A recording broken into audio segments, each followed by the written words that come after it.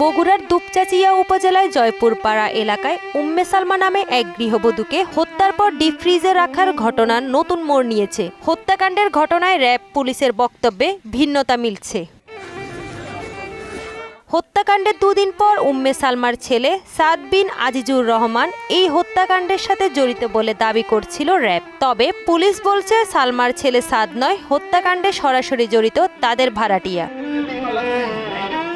এর মধ্যেই অভিযুক্ত ৩ জনকে আটক করা হয়েছে। আটক ৩ জন হলেন নিহত উম্মে সালমার ভাড়াটিয়া মাবিয়া আক্তার এবং তার ২ সহযোগী সুমন চন্দ্র ও মুসলেম।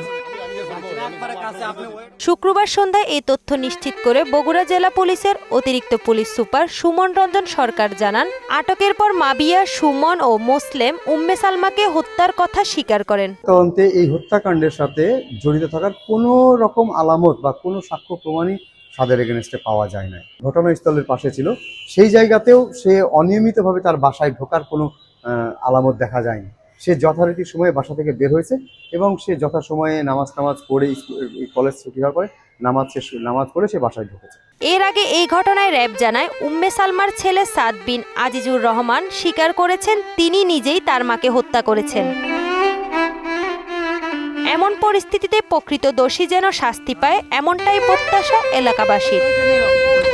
তাহসিন তারিন, মোহনা ডিজিটাল।